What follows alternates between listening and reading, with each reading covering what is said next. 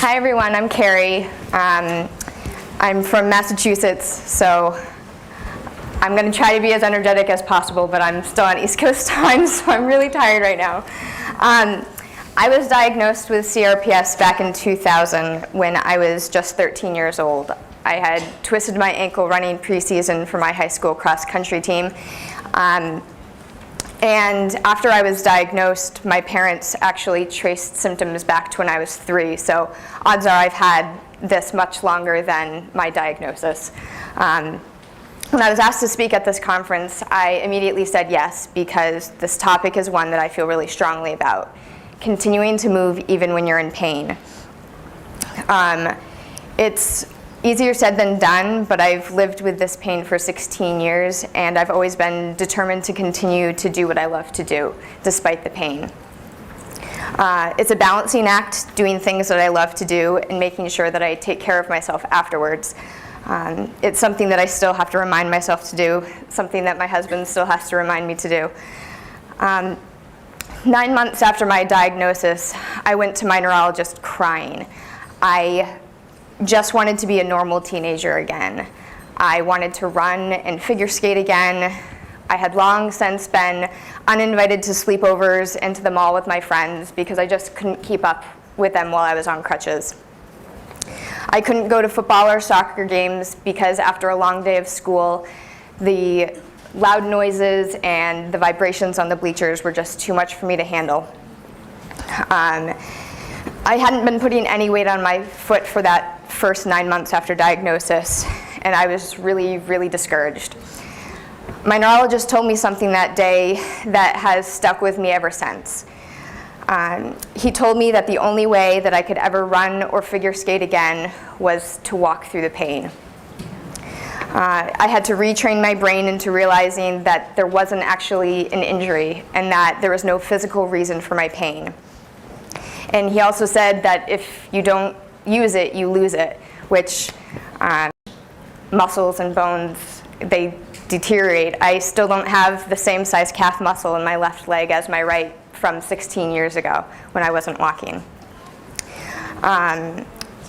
It's easier said than done to walk through that pain.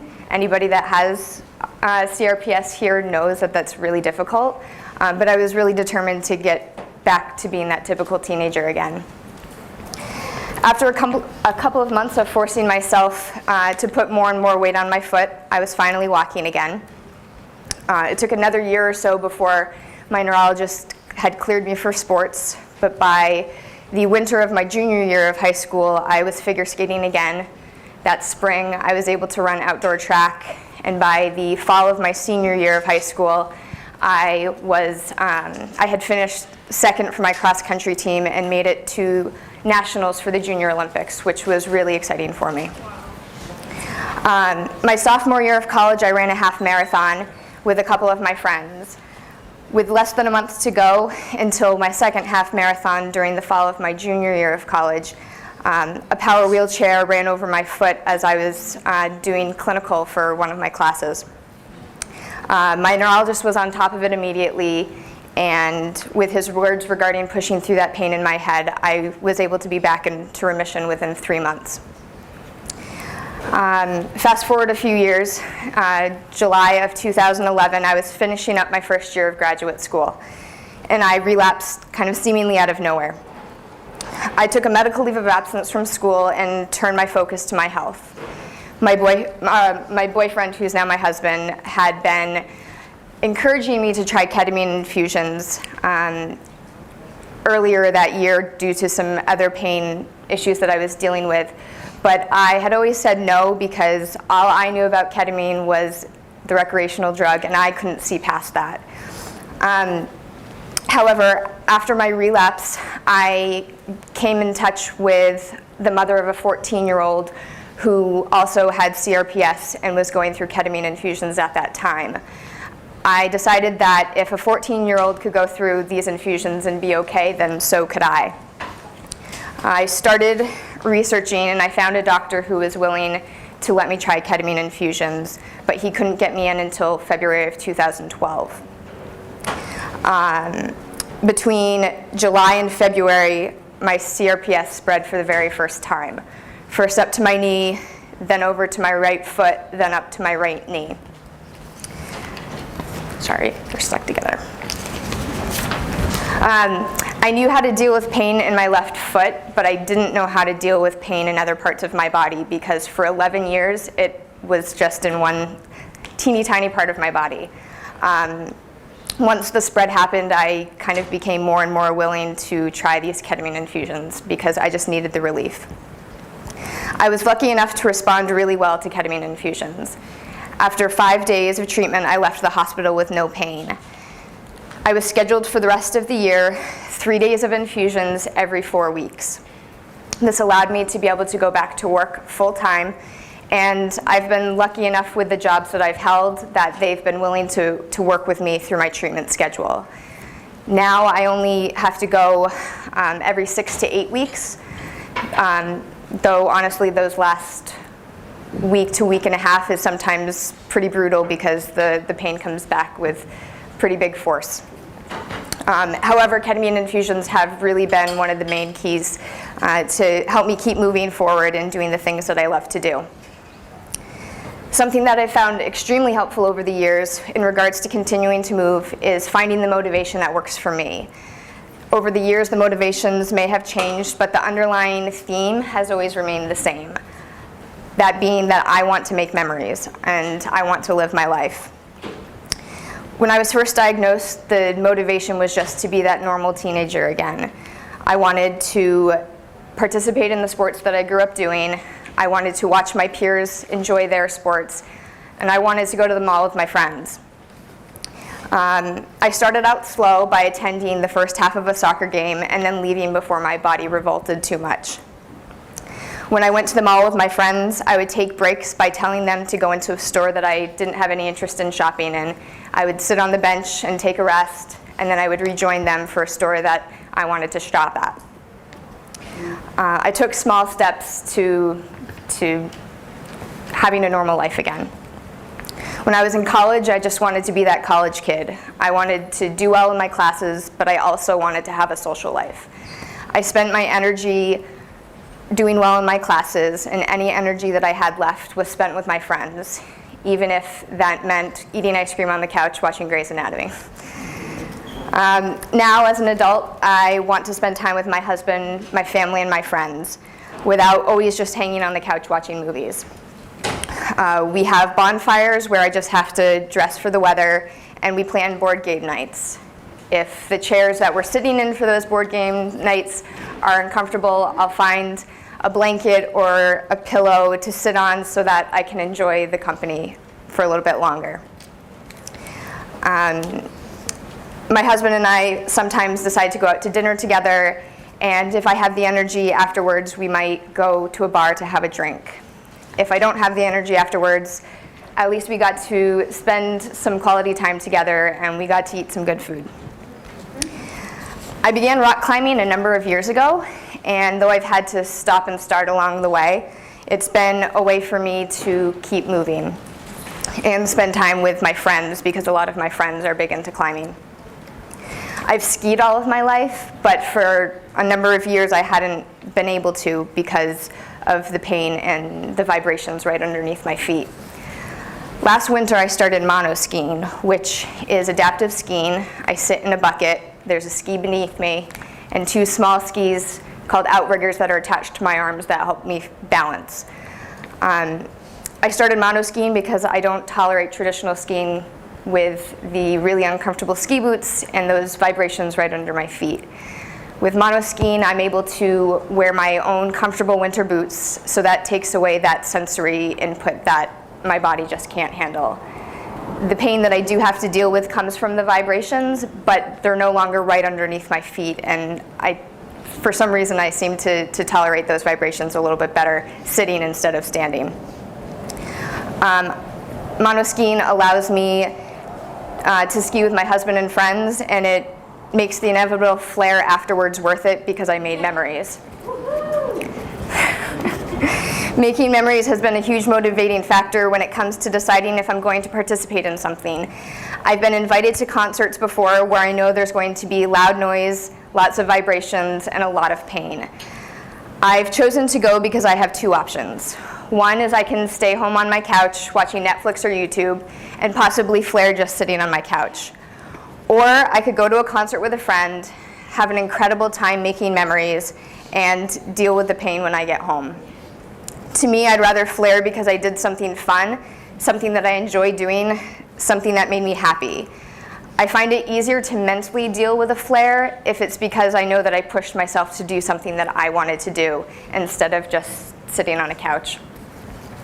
If I'm going to do something big, like attend a concert, I know that the very next day has to be a rest and recovery day. I need to allow myself that time so that my body can calm down, and then I can start resuming life again. After my husband got married and I was on his insurance, I was able to leave my high-stress job that I had only taken because I needed the insurance. Believe it or not, I worked in a prison for 3 years on the mental health units. It took a really big toll on me because you have to be on for 8 hours straight. You never can let your guard down when you're behind the prison walls. And so high stress and CRPS don't always mix well together. So once I was able to leave the job, it was time for me to focus on my health once again. We had just bought a house, and for me, my moving forward, my continuing to move was starting off slow. I would unbox, I would unload one box a day and find a place for all of its contents, and then spend the rest of the day resting and recovering. Being on one salary, having a brand new house, I knew that moving forward couldn't look like going shopping at the mall every day to keep me moving forward. So I made a deal with myself. Every Friday, no matter how I was feeling, I would walk to Dunkin' Donuts to get my coffee. So that one time a week, instead of making my own coffee at home, I would get to buy my coffee, but I had to walk to get there. It's about a mile round trip from my house to Dunkin' Donuts and back. I would go slow, I would listen to music to keep me going, and halfway through that mile walk, I got my prize, I got my coffee.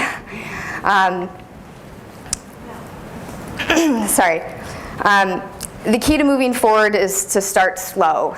It could be something as simple as making the decision to get out of bed that day and hanging out on your favorite couch or chair instead of in bed.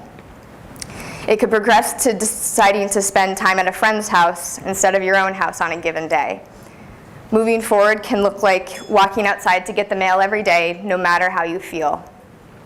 It can look like using your Gatorade bottle as a little weight to give your biceps and triceps a little workout. I've done that before.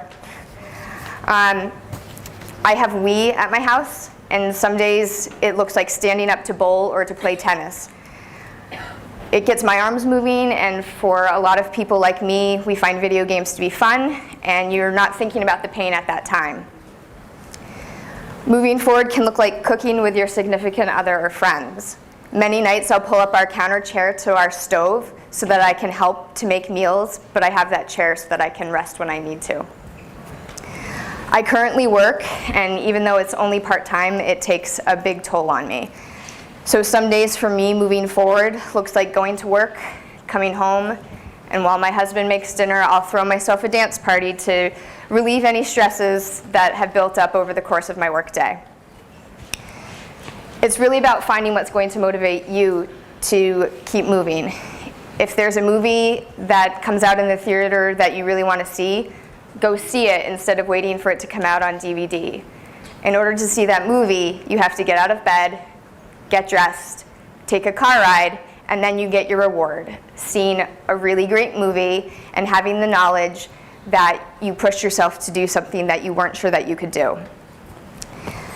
If your family is a motivation, do something that would be fun for them.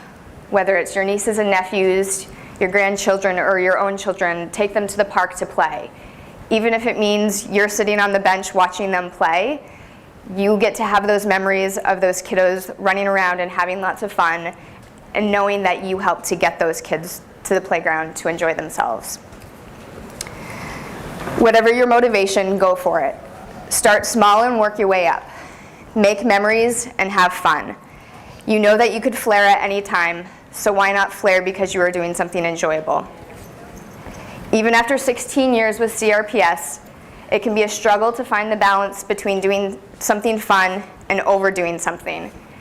There are days that I have to take a step back and recognize that I've been pushing myself too much today, and now I have to rest, and that's okay. It's okay to take a rest. On days that I need that recovery time, I like to talk with other people with CRPS because we all get it. We all go through the same things, and those tend to be the people that I am drawn to when I'm trying to recover from doing something fun. There's a quote by Robert Brault that I really like that I figured that I would close out with. It states, "Optimist, someone who figures that taking a step backward after taking a step forward is not a disaster, it's a cha-cha." If you go and you do something fun, you made memories and enjoyed yourself, you took a step forward. The next day you have to rest and recover, you took a step backwards. It's not the end of the world. It's just the ups and downs of life with CRPS. You guys are all just doing the cha-cha.